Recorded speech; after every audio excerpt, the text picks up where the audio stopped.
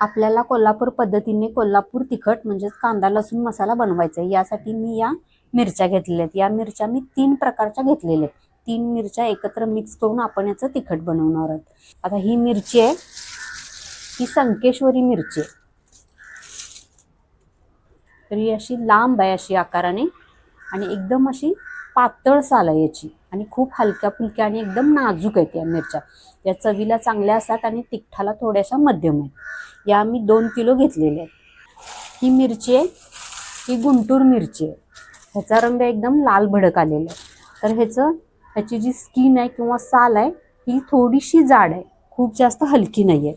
आता या पद्धतीचे बघा, हे एकदम साल पातळ दिसते आणि ही अशी जाड आहे आणि जरा तिखटाला जास्त आहे। यासाठी तिखट थोडंसं व्हावं यासाठी 1 किलो ही गुंटूर मिरची वापरलेली आहे। ही बेडगी मिरची आहे, ही बेडगी मिरची 2 किलो घेतलेली आहे। तर ही तिखटाला एकदम कमी असते, ही आकाराने लांब आहे। ही रेग्युलर मिरची बघा इतकी आहे आणि ही इतकी लांब आहे आणि थोडीशी जाड आहे।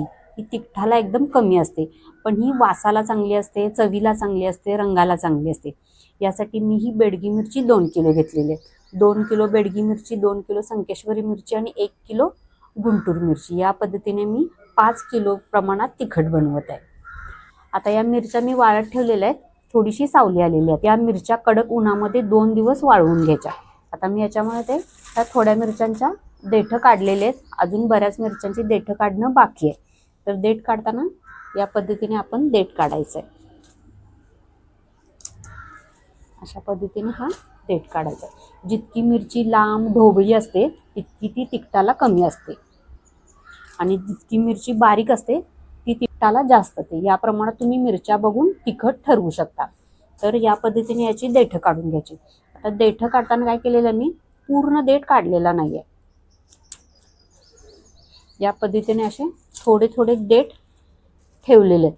तर हे देठ मी का ठेवलेले आहेत, कारण हे देठ पूर्ण काढायला गेलं तर इथून मिरची तुटते आणि मिरची तुटली की ह्याच्यातून बी बाहेर पडते आणि मिरची पण तुटून जाते, याचे तुकडे होतात आणि चुरा होतो मिरचींचा, स्वच्छ करता येत नाही व्यवस्थित आणि बी त्याची इकडून तिकडे पडून जाते। तर बी जर पडली तर ही फक्त साल उरते आणि मिरचीला चव लागत नाही। तर ही मिरची तुटू नये, त्याचा चुरा होऊ नये यासाठी मी देठ पूर्णपणे काढलेलं नाहीये। तर बऱ्याच ठिकाणी काय करतात, देठासह तिखट बनवतात, म्हणजे हे देठ काढत नाही। आमच्या आजी पूर्वी हे देठ न काढता तिखट बनवायची। अजूनही बऱ्याच ठिकाणी देठ ठेवूनच तिखट बनवतात, कारण त्यांचं म्हणणं असं असतं की हे देठ ही चवीला असतं, देठ ठेवल्यामुळे तिखट चवीला होतं। तर तुम्ही तुमच्या आवडीनुसार देठ ठेवा किंवा देठ काढून करा। तर मी असे हे देठ काढून घेतलेले आहेत थोडे थोडे, अजून थोडे देठ काढण्याचे बाकी आहे आणि ह्या उन्हामध्ये पसरलेले आहेत। आता ह्या मिरच्या वाळत घातलेल्या आहेत। मिरच्यांबरोबरच हे नारळ फोडून मी खोबरं वाळत घालण्यासाठी ठेवलेलं आहे। तर हे नारळ फोडून घेतलेले आहेत आणि याचं खोबरं असं बाहेर काढलेलं आहे। मी विकतचं खोबरं न वापरता या पद्धतीने नारळ फोडून खोबरं वापरते। याचं कारण म्हणजे याच्यामध्ये ऑइल भरपूर असतं। विकतचं खोबरं असतं त्याला ऑइल जास्त नसतं, ते कडक कडक असतं। हे खोबरं एकदम मऊसूद असतं, याच्यामध्ये ऑइलचं प्रमाण भरपूर आहे। तर हे असं खोबरं वापरल्यामुळे आपल्या तिखटाला चांगली चव येते, कोकोनट ऑइलचा फ्लेवर तिखटाला छान येतो। यासाठी मी हे नारळ फोडून वाळण्यासाठी ठेवलेले आहेत। साधारण हे 6-7 नारळ आहेत, ते मी फोडून घेतलेले आहेत आणि आता सुकण्यासाठी ठेवलेले आहेत। 2 दिवस कडकडीत उन्हामध्ये मिरच्या वाळवून घेतलेल्या आहेत।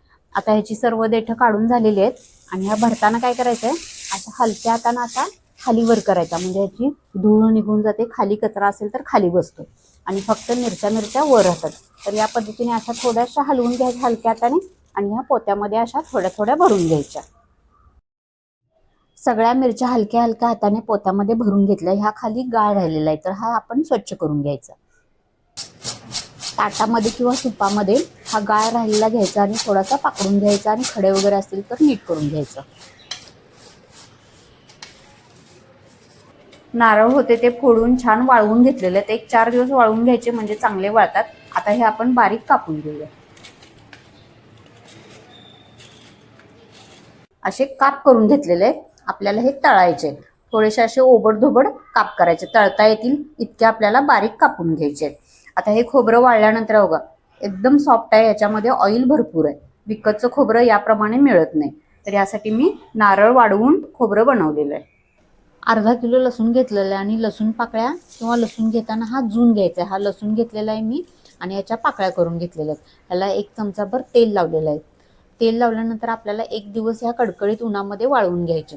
आता तेल लावल्यामुळे काय होतं, ह्याची जी टरफल आहेत ती उन्हामुळं आणि तेलामुळं तडकतात आणि तडकल्यामुळं हा लसूण सोलायला सोपा जातो. यासाठी ह्याला तेल लावलेलं आहे आणि 1 दिवस उन्हामध्ये वाळवून घेऊया. 1 दिवस उन्हामध्ये लसूण वाळवून घेतला. आता लसूण वाळल्यानंतर बघा ह्याच्या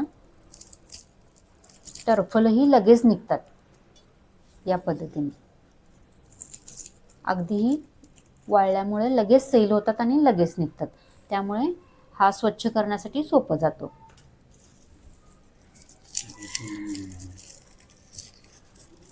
असं तुम्ही हाताने चोळून घेतला तरी सुद्धा याच्या पाकळ्या लगेच सुटतात. तर या पद्धतीने आपण सर्व लसूण सोलून घेऊया.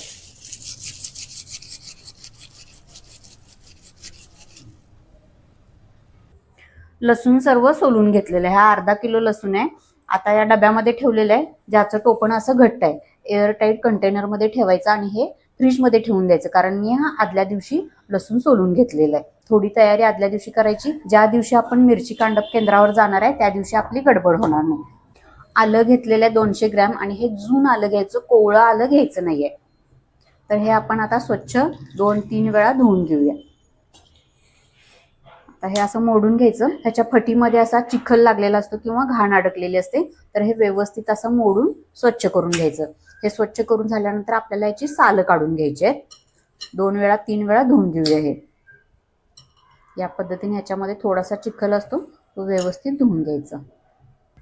आलं स्वच्छ धुवून घेतलेलं आहे आणि हे पण एका कॉटनच्या कापडावर सुकण्यासाठी ठेवलेलं आहे. पंख्याच्या खाली ठेवून द्यायचं, म्हणजे ह्याच्यातलं सर्व पाणी निघून जाईल.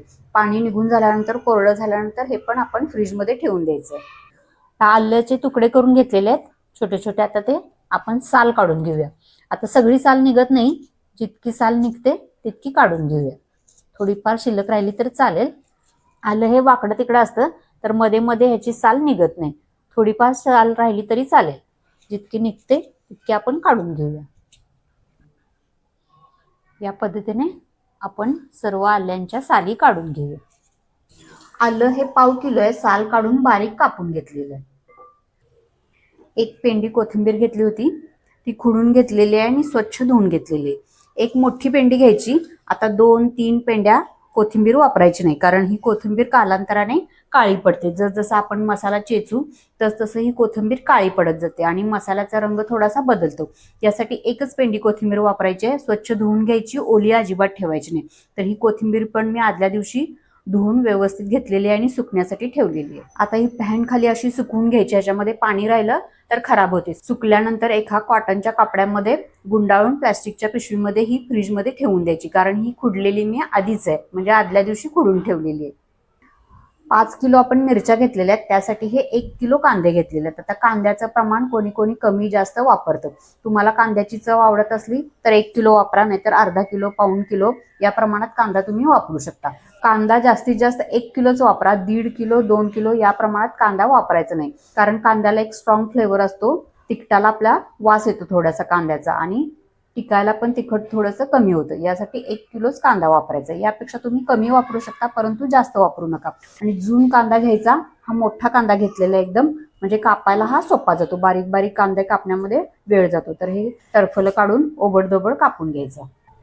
खडा मीठ घेतलेलं आहे आणि चांगल्या क्वालिटीचं घ्यायचं. आता जर तुम्ही सुट्टं मीठ वापरला तर ते उन्हामध्ये वाळवून घ्यायला लागतं, त्याला पाणी सुटलेलं असतं. तर चांगलं मीठ बघून घ्यायचं, ह्याला पाणी नाही सुटलं पाहिजे. ज्यावेळी आपण तिखट बनवणार आहोत त्याच वेळी हे पाकिट फोडून घ्यायचं, कारण ह्याला पाणी सुटण्याची शक्यता असते. 5 किलो मिरच्या आहेत, तर मिठाचं प्रमाण सर्वजण वेगवेगळं वापरतात. मी 1.25 किलो मीठ वापरणार आहे. 1.5 किलो ते 1.25 किलो मीठ 5 किलो मिरचीसाठी वापरायचं. आता मीठ हे प्रिझर्वेटिव्ह असतं, तिखट आपलं वर्षभर छान टिकतं. यासाठी मीठ कोणी कोणी जास्त प्रमाणात पण वापरतात, म्हणजे 2 किलो 2.5 किलो या प्रमाणात सुद्धा 5 किलोसाठी मीठ वापरतात. तुम्ही 1.5 किलो, 1.25 किलो, 2 किलो या प्रमाणात मीठ वापरा. मिरची सर्व वाळवून स्वच्छ करून पोत्यामध्ये भरून घेतलेले आहेत. खोबऱ्याचे काप केले, लसूण आलं व्यवस्थित नीट करून घेतलेलं आहे, कोथिंबीर स्वच्छ करून घेतलेली आहे. ही तयारी सर्व आदल्या दिवशी करून ठेवायची, म्हणजे आपली ऐन वेळेला गडबड नाही होत. कालची आपली तयारी मी दाखवली. आज दुसरा दिवस आहे, तर आपण मसाले भाजून घेऊया. धणे घेतलेले आहेत 400 ग्रॅम.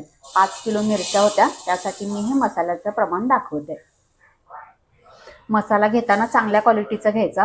हे धणे पिवळे धमक आहेत आणि थोडेसे आकाराने मोठे, तर अशा पद्धतीने चांगल्या क्वालिटीचा मसाला घ्यायचा, म्हणजे फ्लेवर मसाल्यांना चांगला येतो. मध्यम आचेवर हे भाजून घेऊया. आता कढई ही आपण जाड बुडाची ठेवलेली आहे, पातळ कढई ठेवायची नाही. पातळ कढईमध्ये मसाले लगेच करपतात आणि उष्णता व्यवस्थित मिळत नाही. मध्यम आचेवर व्यवस्थित भाजून घेऊया.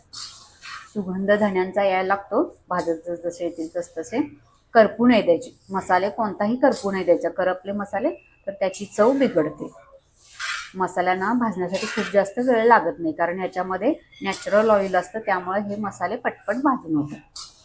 मध्यम आचेवर 4-5 मिनिट धणे मी व्यवस्थित भाजून घेतलेले आहेत. एकसारखे भाजायचे. आता खूप जास्त रंग बदलायचा नाही आहे याचा. थोडा थोडा रंग अगदी हलकासा बदलला की आपण धणे काढून घेऊया. आता धणे काढताना पण एका कॉटनच्या कापडावर काढून घ्यायचे आहेत, म्हणजे ते थोडेसे कोमट करायचे किंवा थंड करून घ्यायचे. मगच आपण डब्यामध्ये भरूया, म्हणजे ह्याच्यामध्ये वाफ राहिली तर ह्याला पाणी सुटतं आणि पाणी सुटलं तर मसाला खराब होण्याची शक्यता असते. जिरे 400 ग्रॅम घेतलेले आहेत. बारीक गॅसवर जिरे भाजून घेऊया. आता जिरे खूप हलके असतात, लगेच भाजतात. 1-3 मिनिटात तर जिरेही भाजतील लगेच. बारीक गॅस करून एकसारखे हलवत एकसारखे भाजून घेऊया. जिरे एकसारखे हलवून भाजून घेतलेले आहेत. आता हे काढून घेऊया. हे पण आपण कॉटनच्या कपड्यावर काढून घेऊया. त्याच्यात सुद्धा वाफ नाही ठेवायची. व्यवस्थित थंड करून घेऊया. तीळ अर्धा किलो घेतलेले आहेत आणि एकदम पांढऱ्या रंगाचे तीळ घ्यायचे नाहीत, असे ऑफ व्हाईट रंगाचे तीळ घ्यायचे आहेत. या तिळांना चव चांगली असते. आता तीळ पण खूप हलके असतात. गॅस एकदम बारीक केलेला आहे आणि भाजून घेऊया. तीळ भाजण्यासाठी सुद्धा 3 ते 4 मिनिट लागतील. व्यवस्थित एकसारखे भाजून घ्यायचे. तीळ एकसारखे भाजून घेतलेले आहेत. हे पण आपण कॉटनच्या कापडावर काढून घेऊया, म्हणजे त्याच्यातली वाफ जाईल. धणे थंड करून घेतलेले आणि एका स्टीलच्या डब्यामध्ये मी हे ओतून घेतलेले. याची वाफ पूर्णपणे गेल्यानंतरच डब्यामध्ये भरून घ्यायचे. आता जिरे पण अगदी थंड झालेले आहेत, ते पण ह्याच्यावर ओतून घेऊया. धणे जिरे एकत्र करून घ्यायचे. हे आता हा कोरडा मसाला आहे तो खाली घालायचा आणि ह्याच्यावर आपण तळलेले मसाले टाकायचे, म्हणजे तळलेल्या मसाल्यांमध्ये जे तेल उरतं ते हे धणे जिरे ओढून घेतात, म्हणजे तेल आपलं वाया जात नाही. आता तीळ पण भाजले होते, ते तीळ वेगळे ठेवायचे, या मसाल्यामध्ये मिक्स नाही करायचे. एक फुलपात्र भरून तेल तापवलेलं आहे. आता आपण खोबरं तळून घेऊया. खोबरं एकदम एका वेळेला जास्त नाही घालायचं, थोडं थोडं घालून तळून घेऊया. आता खोबऱ्यामध्ये कोकोनट ऑइल असतं, त्यामुळे हे लगेच तळलं जातं. लक्ष ठेवायचं, एकसारखं हलवत तळून घ्यायचं. थोडासा गुलाबी रंग आला की लगेच हे काढून घ्यायचं. खूप जास्त काळपट रंगावर भाजायचं नाही. हे भाजल्यानंतर सुद्धा कुकिंग प्रोसेस चालू राहते, त्यामुळे अजून थोडंसं हे गरम राहतं, तळलं जातं. यासाठी थोडा थोडा गुलाबी रंग आला की काढून घ्यायचं.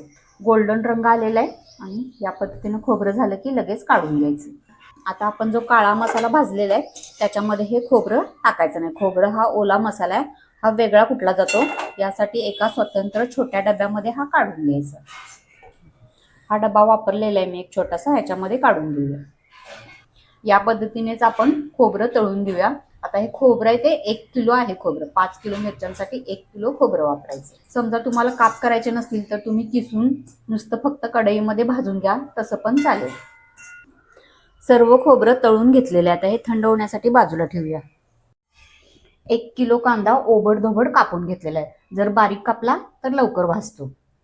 खोबरं तळण्यासाठी जास्त तेल लागलेलं नाहीये. 1 वाटीभर तेल शिल्लक आहे, तर त्याच्यामध्ये आपण हा कांदा तळून घेऊया.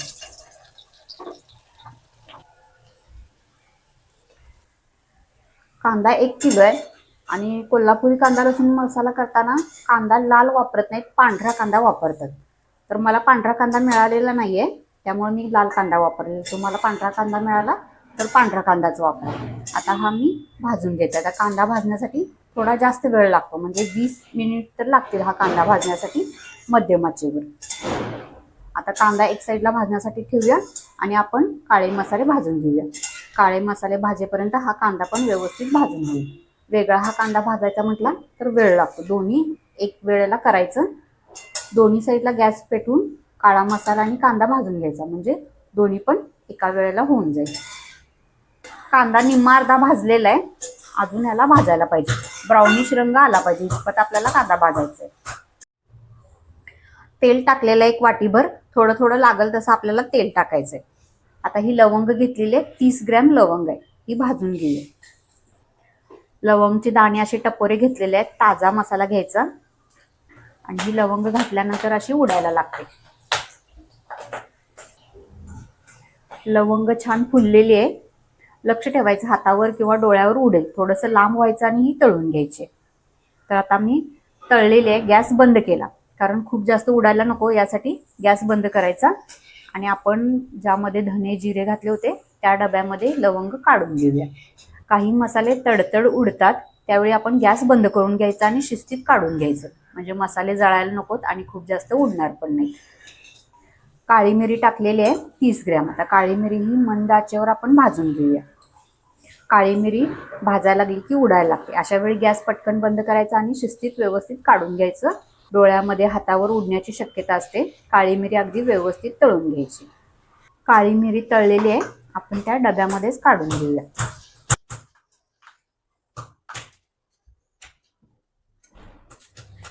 त्रिफळ घेतलेले 30 ग्रॅम. आता हे पण मध्यम आचेवर तळून घेऊया. आता त्रिफळ काही उडत नाहीयेत, पण करपू नाही द्यायचे. मसाले हे पटपट भाजून होतात, खूप जास्त वेळ लागत नाही. 1 ते 2 मिनिटांमध्ये एक एक मसाला पटपट भाजून होतो. लक्ष ठेवायचं मसाल्यांवर आणि व्यवस्थित भाजून घ्यायचे.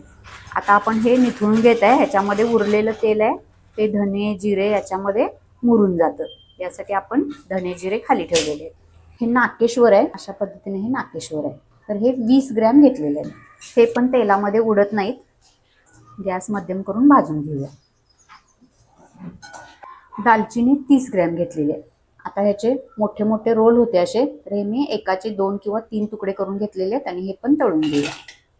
आता दालचिनी तेलामध्ये उडत नाही, पण लगेच करपायला लागते. ही हलकी आहे खूप, मध्यम आचेवर भाजून घेऊया. मसाले जसजसे तळून होतील तसतसे आपण डब्यामध्ये टाकून घेऊया.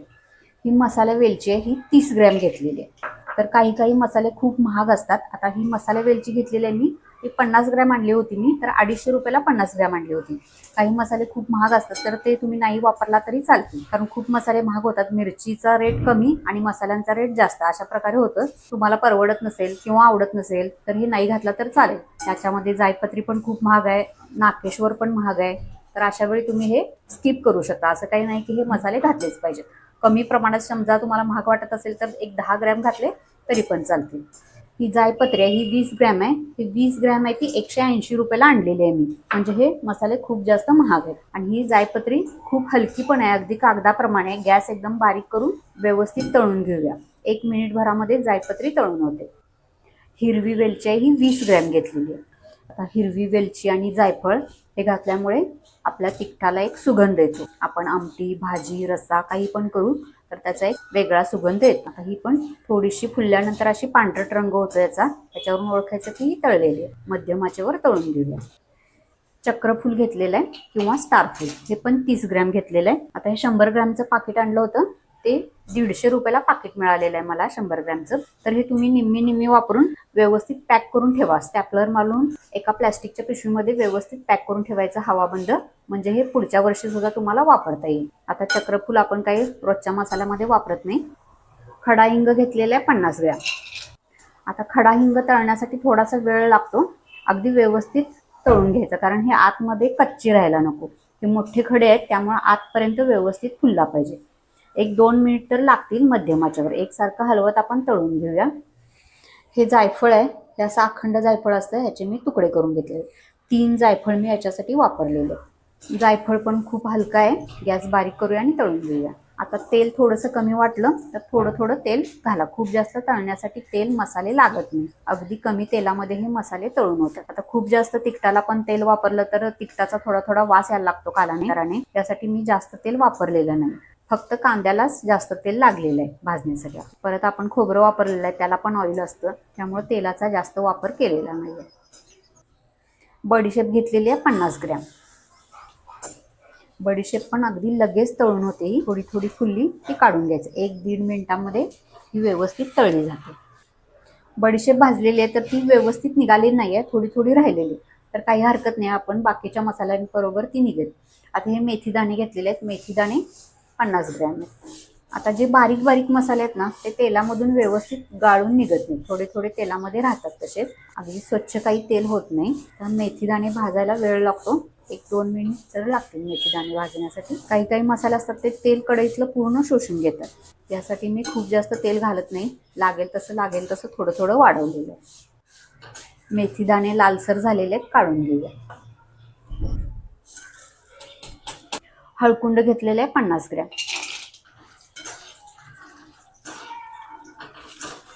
कांदा या पद्धतीने ब्राउनिश रंगावर भाजून घ्यायचा. आता हे तेल याच्यामध्ये, हे तेलासकट हा कांदा आपण एखाद्या छोट्या डब्यामध्ये ओतून घेऊया.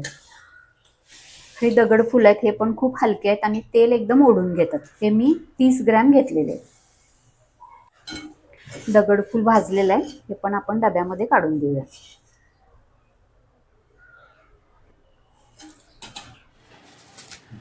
तीस ग्रॅम तमालपत्र आहे, हे थोड्या तेलावर परतून घेऊया. मोहरी घेतलेली आहे 50 ग्रॅम. आता मोहरी ही तेलातून निघत नाही, सगळ्यात शेवटी घालायची आणि मोहरी तडतडली की गॅस बंद करायचा आणि अशीच ही आपल्या मसाल्यांवर ओतून घ्यायची. थोडंसं जरी तेल असलं तरी मोहरी व्यवस्थित तडतडते. सर्व आपली तयारी झालेली आहे. मसाले सर्व मी भाजून घेतलेले आहेत. खडे मसाले भाजून डब्यामध्ये ठेवला, कांदा भाजून डब्यामध्ये ठेवलेला आहे, तीळ हे वेगळे घेतलेलं आहे, हे तळलेलं खोबरं वेगळं घेतलेलं आहे, मीठ घेतलेलं आहे आणि हा ओला मसाला आहे, म्हणजेच आलं, लसूण आणि कोथिंबीर हे एकत्र घेतलेले आहे. आता आपण डंकावर जाऊया आणि मिरच्या कुटून घेऊया.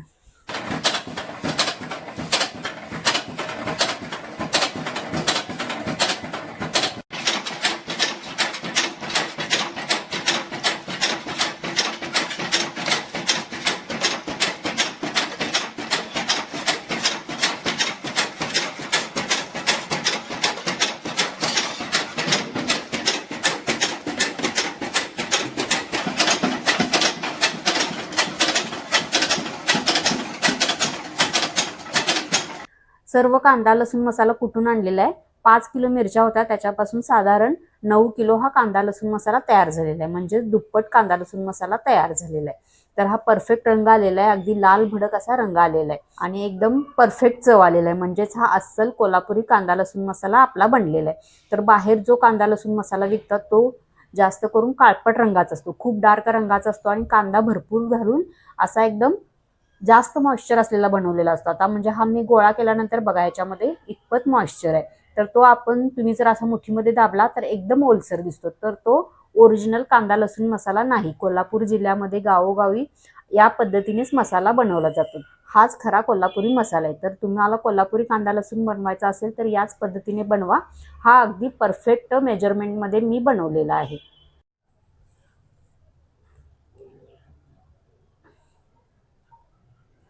परफेक्ट मॉइश्चर असलेला आपला कांदा लसूण मसाला आहे. हा खूप जास्त मऊ झालेला नाहीये, तर हा वर्षभर टिकेल इतकाच बनवायचा, म्हणजे जितका तुम्हाला वर्षभर पुरतो इतका बनवायचा. खूप जास्त बनवून नाही ठेवायचा. 2 वर्ष हा टिकतो, पण खूप जास्त बनवला तर याचे चव रंग थोडी थोडी उतरत येते.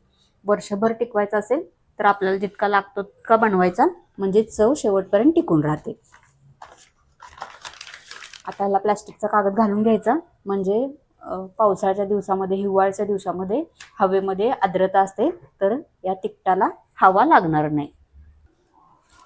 याच्यावर असे पांढरं कापड घालून घ्यायचं आणि दोरीने बांधून ठेवायचं. आता रोजच्या खाण्यासाठी एका छोट्या बरणीमध्ये काढून ठेवायचा आणि आपण ज्यावेळी कांदा लसूण मसाला बाहेर काढणार आहे त्यावेळी हा चमचा आपला कोरडा ठेवायचा. 2 चिनी मातींच्या बरणींमध्ये मसाला भरून घेतलेला आहे.